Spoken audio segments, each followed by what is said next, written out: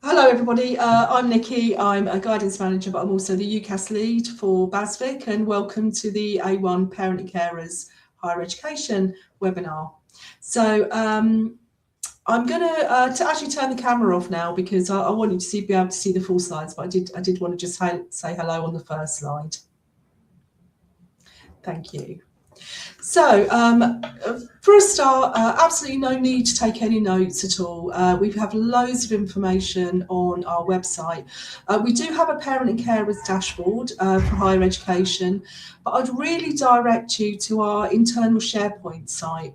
It's for first and second years. There's lots of general information. There's subject guides, information on any number of things from open days to bursaries to uni research. So if you can ask your young person to show you the UCAS Hub and the SharePoint site internally, that's really helpful, and it's usually really up to date. I do have an email contact, which is he@basvic.ac.uk. The very first point of contact for your young person will be their tutor, and our tutors are really experienced. They've got a lot of knowledge about higher education, so I'd direct you in there first, but the email contact is there if you need it. And we do put lots of kind of useful information in the parent and carers newsletters. So I'm going to cover today, I'm going to look at some trends in higher education, choosing a course and choosing a uni, how universities choose to make offers to students, how we help at college, and some of the destinations and courses that our BASVIC students go on to do. So we've nearly hit 1,700 applications this January. So our applications have gone on year. We have probably overall about 70% of our students eventually go to university. And those are current and ex-students, and around 25% of our students will take a gap year and then apply through BASVIC the year after, sometimes 10 years after. We're really proud. We keep a close eye using UCAS data of our bursary, learning support, free school meals, students, and we're really pleased to know, young carers as well, that they will have the same higher education opportunities as our wider cohort. 63% of our students go to a high tariff uni. Now, you might have heard the term Russell Group. UCAS actually used the term high tariff uni for the top third unis, which I much prefer, because there's lots of very competitive unis that aren't actually in the Russell Group. And that's compared to about 35% nationally. But I'm going to put a massive but on that, because the only good uni is one that's right for your young person. And I can't stress enough how there are some really excellent specialist universities out there, radio production at Wrexham, conservatoires, drama schools, which certainly aren't in the Russell Group. So it's really worth having a look once you kind of know what course you're interested in. We've covered the tutorial pathways, and I just wanted to briefly touch on this. So UCAS is kind of our biggest A2 cohort, and that is for any January deadline course. Now that's Imperial, it's London School of Economics, and all universities that fall under UCAS. It's also music, dance, drama, conservatoires. Oxbridge and Medics are specifically for the early application deadline in October. So that's Oxford, Cambridge, medicine, vet med and dentistry. And we have those specific tutor groups because they just start early. The deadline is January for UCAS, so our internal deadline is the end of November. For Oxbridge and Medics, it's in September because it's an October national deadline. Any student interested in a health career that's not medicine, vet med, dentistry, they will fall under UCAS, but we have a brilliant MedSoc, which your young person can sign up for and will be really helpful. Visual arts is really useful for Art Foundation, and every year we have about 100 students go off and do Art Foundation at Met, but also for creative arts, UCAS courses that require a portfolio, and that can be anything from film courses to architecture to creative arts. Employability and enterprise. So students will have opportunities to still apply for UCAS across every single tutorial pathway. Even students who have decided, no, I don't want to go to uni, I'll go into the employability tutor groups. Some will still change their mind and apply to university later on. They're all supported. Our tutors are really experienced, whichever pathway they're in. Some of the trends in higher education. So we've seen since COVID particularly, um, the agenda to improve diversity and wellbeing at universities, lots of good schemes and projects to improve on that. You will have seen in the news how university finances are stretched, which is a common theme. A reminder that your young person is gold dust to universities and probably worth about £60,000 to any university. So they are kind of precious and their choices are really important. So they should be treated well by universities. And you might also have seen in the news people like Martin Lewis talking about student loan interest. I do think the whole issue of interest on student loans needs looking at, but this is previous plan students. So no panic for your young person who's applying to uni on plan 5. This was about plan 2. So choosing a course, and I can't stress enough how course before university. Course must be the most important, and once you start choosing a course, then actually informs what universities that you're interested in, because actually not all universities run all courses. So you're going to start drilling down into the particular universities that are offering, well, what your young person wants to do. UCAS Hub. So UCAS is a registered charity. It's how students apply. Since COVID, especially, they've amazing information. They've got virtual work experience, all sorts of things on there. Really good subject guides, event information. And we do get all our students to sign up for the UCAS Hub. Also does apprenticeships information as well. But the UCAS Hub is a great one-stop shop. UniGuide is helpful because it will give you a bit more data about courses, and I'll come on to that a bit later. Complete University Guide, Discover Uni used to be Uni Stats, you can compare, and what uni students can create accounts. The UCAS Hub is absolutely imperative. The UniGuide is useful, I would say. And our SharePoint pages, as I mentioned before, please get your young person to have a look at them. So some of the considerations on a course. So it must be interesting and enjoyable to a student. They are going to spend 3 years at least in depth studying a particular area, and it must be enjoyable and interesting to them. Professional might be something like nursing, social work, or midwifery. Academic would be something like history, maybe psychology. It's worth noting that actually there's a bit of a crossover, and sometimes you can get quite academic courses that may offer professional qualifications, something like accountancy, and it's law LLB famously is a kind of professional course, and it's really worth checking out what offers that courses make. Anything with Chartered Institute of Marketing, Management, engineering qualifications, so that's always really, it's a great bump up when students do go into the world of work. What kind of employment students will go into after a course, and that can be quite unexpected. I know Her Majesty's Tax Office will employ forensic accountants from history courses because they're very good at looking at source material, but checking out what kind of jobs do students go into from the courses they want to study. A single course or a combined course, and I've given a couple of examples there.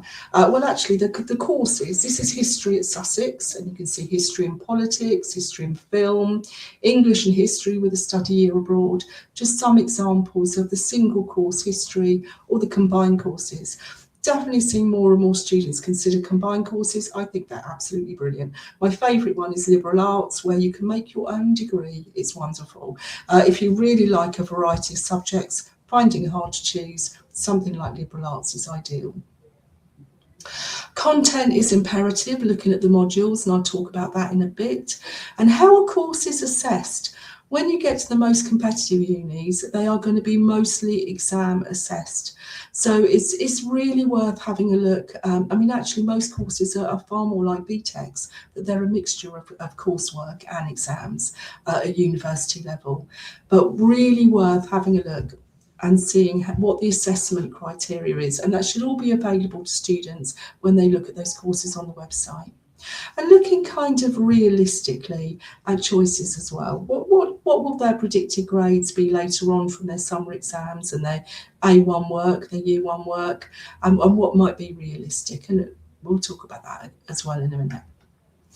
Entrance requirements. So what do courses actually want? And this is a little graphic from the uni guide, which is quite helpful. So it will tell you a little bit about what you need. Facilitating subjects, you might have heard that term, and it just simply means if you want to do a maths degree, you're very likely to need to have maths A-level. If you do some maths degrees, you might need even further maths A-level. So checking out what subjects are required. There are a vast number of courses where actually there's no specific subjects required, surprisingly sometimes. What are the grades requirements? The more competitive the uni, the less they will budge on grades. Entrance tests, and the LNAT is the law. It's perfectly possible to apply for law without taking the LNAT at all. There's about 8 or 9 universities that ask for the LNAT, notably Bristol, can't budge from that, but you can study law at any number of universities without needing to take that admissions test. Whether there's any non-academic requirements, things like work experience, might be physiotherapy, teaching, might be good if you have some work experience, just check that out. And interviews might seem a bit daunting. And I'll also talk about portfolios as well, but they give students an extra opportunity to showcase themselves. We do some work on interview skills in second year in the autumn term, and but often courses, and I can point to something like teaching, nursing, social work, they're also looking at the whole person. It's good in a way because they're not just interested in grades, they're interested in the person, and I think that's a really positive thing. Creative degrees. So we do have the Visual Arts Pathway for Art Foundation at Met, which is 1 year. It's between college and university diploma, and it helps students explore what their creative pathway may be. And the example graphics of the 4 different photography courses available at Falmouth.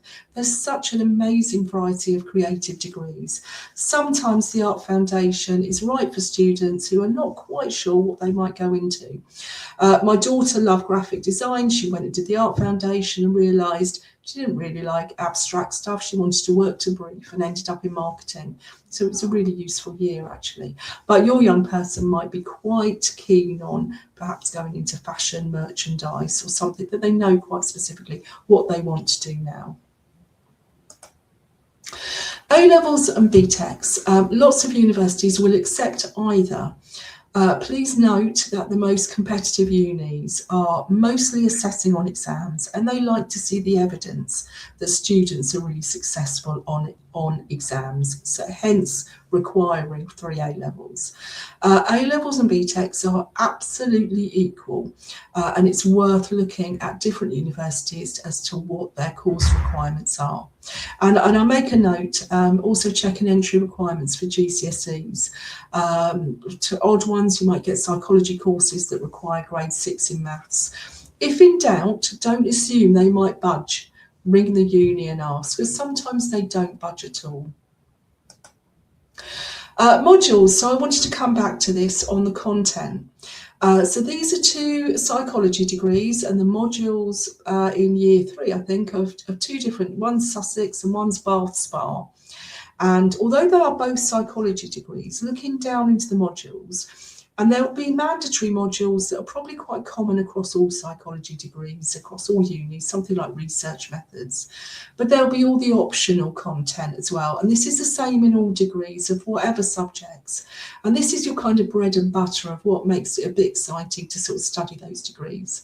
Animal behaviour at Bath Spa looks fun. Science of memory, perhaps you've done memory before. So having a look at the modules for degrees is really critical.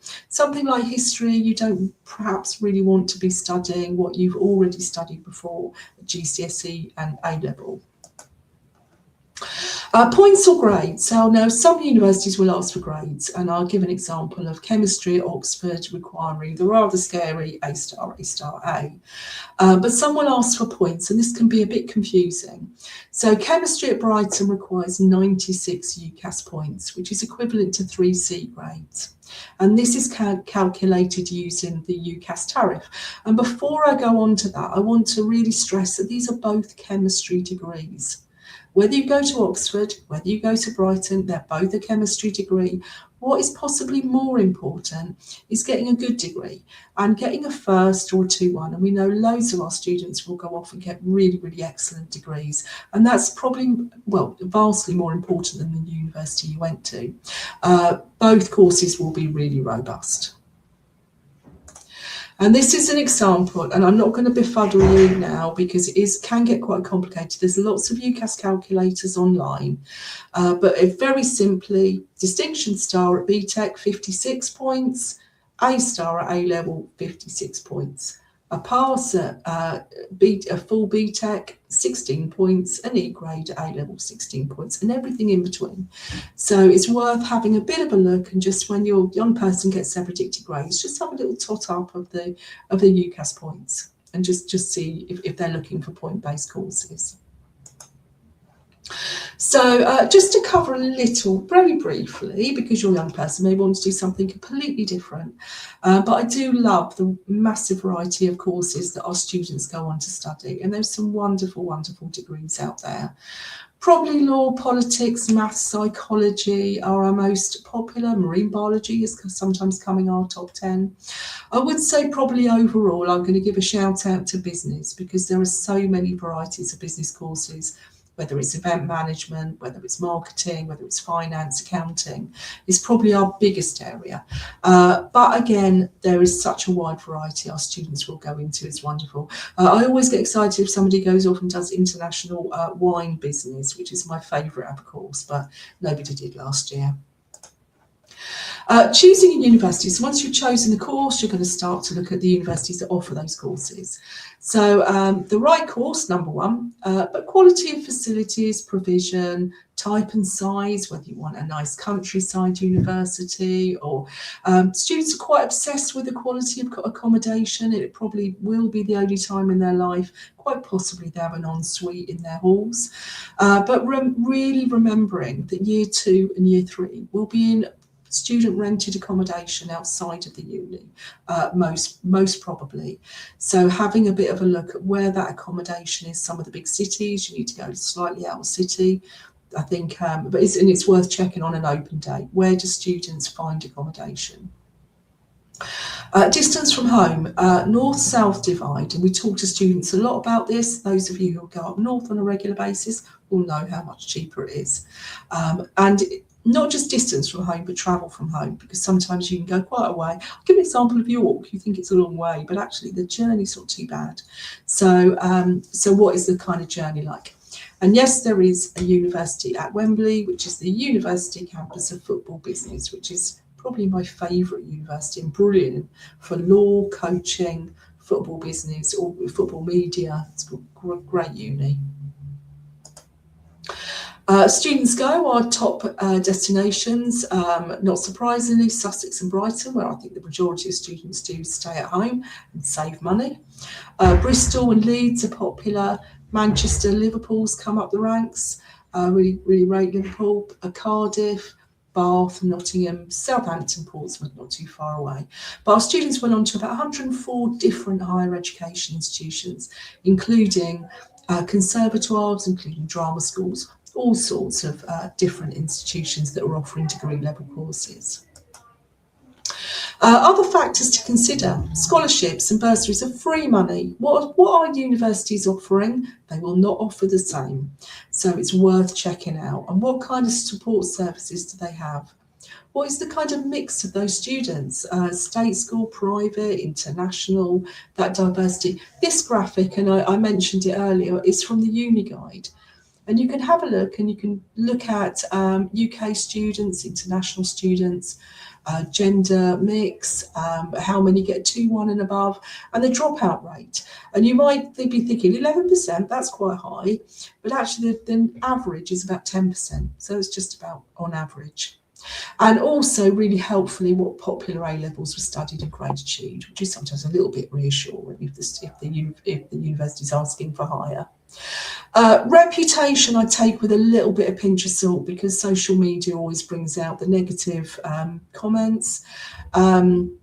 and not to worry too much about reputation. Only 12% of employers said that the university you went to is an important factor, so bearing that in mind. So how do universities choose? Number one is grades and predicted grades. GCSEs are sometimes important, but we try and be as accurate as possible at Batsvik, and these are going to be really informed by the summer exams. Personal statement, yes, they are still important. You have 5 choices of universities, at least one of them will really want a decent personal statement, not using AI, writing it yourself. And if you can't do one side of A4 on why you want to go and study a course and what skills you have, then perhaps that university course is not right for you. Universities choose extenuating personal circumstances and disruptive study occasionally, and some of the more mid-tariff unis will take a lot of that into account. The most competitive will still kind of want evidence of good academic study with the grades. Check the admissions tests. We talked about the law one earlier. You've got tests for medicine, history, etc. in some of the most competitive unis, interviews, and also widening participation in contextual offers. And this might be your home postcode, quite commonly, that not many people in your area go to uni, contextual offers for young carers, care experienced. We can help your young person. And one thing we do is make sure every young person puts everything down on their form to make sure they get the best possible offer and support when they get to uni. So UCAS Apply. So all our students will sign up for on the UCAS Hub, which is, I mentioned before, a charity, and it handles all the applications and the offers, etc. For all first degree higher education courses in the UK. It's actually brilliant. Nowhere else in the world does it. It's an awesome system. 5 choices maximum, not ranked at the beginning, they're just in alphabetical order, but students can choose one, and some do, if they just want to go to one uni and are fairly confident that they'll get an offer. And I'm just going to mention here studying abroad. So the 2 things of studying abroad, we do have every year students who will literally study their whole degrees abroad. Sometimes families are moving to an area, or they've got family somewhere else, or for a variety of reasons, and we support their applications. We tell them to kind of notify us early, and they can just message me on Teams. Because they are more complicated. You realise how good UCAS is when you're doing documents. I think Japan was the most complicated I've done so far. But a really brilliant offer is to study part of your degree abroad. And not every degree course and every university offers this, but it's worth exploring because it's all set up by the university, the accommodation, it's a linked university abroad, and it's a great offer. My stepdaughter did a year of civil engineering in Canada, which was really valuable, and she's now doing a year 3 of a civil engineering degree. So how do we help? So at the moment, we've done a project called My Future, and we are doing the Futures Fair and careers. Obviously, you're listening to this webinar. Thank you very much. We do have our specialist application evening, which is not for UCAS, but for every other pathway. And we are looking at students signing up for their options for tutorial pathways in A2. And if they're unsure, just get them to talk to their tutors because they're really experienced and be able to help them. Later on, we will start looking at their references. We'll have progression week and visits to Brighton and Sussex unis, whatever students choose. And please, I'd encourage your young person to start looking at open days too. In the second year, probably the autumn term is mostly filled with the practical personal statements, references, filling in the form, making sure the choices are correct. In January to March, we've completed independent living, where we do lots of work on accommodation, health, living, budgeting, eating on a budget, all sorts of things. Student finance we've just done this week. Then tutor support, lots of updates, advice and guidance for April to June. Results day, we run a help desk, and I think UCAS is really, really excellent on results days. They are really useful now, and we don't get an awful lot of queries, but we are here. We run a help desk right till the end of August, beginning of September, and students can just message us. We will help and support. Yes, we're here over the summer, the guidance team and careers and student services and various other staff exams. So please let us help if we can. Just a note on gap years and deferring. So deferring is when you've got a place and you have a gap year, but you don't have to worry about making a uni application, you've got a place. It can be useful, they get their first dibs on accommodation, but they are holding a place and they can't apply elsewhere. It really can be useful, or students can just decide to wait after the exams and apply then. I'll put those two little pictures because I think often students think they're going to have this amazing gap year travel, and quite often it's Tesco, and there's no bad thing in spending a year working and saving some money for uni. Some of the top tips, so just a little nudge that students' grades achieved in their summer exams will inform their predicted grades. Aspirational, solid and safe. Have a range of choices. You don't want 5 choices that are all A star, A star, A star. So just having a real range. Open days are critical. Just a little nudge to make sure that universities are offering the course that you're interested in before going. I have known students go all the way somewhere and realise actually they don't actually run those courses. A focus on course content, which I've mentioned before. And when I say beware of falling into the Russell Group trap, I mean, don't assume because it's a Russell Group uni, it's any better than another uni, because it's all about particular courses. Every university has their strengths like any institution. So don't get too hung up and caught up in thinking I must go to a Russell Group if it's not running the course that's right for your young person. We encourage leaving an option open till the January UCAS deadline. We just need one choice to process the form in the autumn. Any summer schools taster days that are available, we do keep plugging away at sort of advertising them. They're really helpful. They're often free. They give a great opportunity to explore sort of university life. Admissions officers, remember your young person is worth 60,000 to any uni. Any questions, do ring them. That's what they're there for. Third year of free education, it's increasingly really hard to find one-year courses. We don't run them here. Apart from the Art Foundation, there's very few around, but it will bump up UCAS points if you can find one. Always a gap year retakes if things go a bit wonky, and around mid-November is our internal deadlines for applications. So what should students be doing now? And I would confidently say that most students will have no idea what they want to study at this stage. That is really normal. So don't panic if your young person falls into this category. But start exploring open days, and really it's over the summer. The open days will finish when uni's shut about May, June. But some are spent on more independent research and being ready to apply for the autumn term. We'll give loads of help and support before they go off on their summer holidays. And my last comment is on behalf of your young person. Thank you. All the research says that support from home is absolutely valuable in supporting young people through university applications and all the way through unis. So thank you for that, and thank you for listening to this webinar.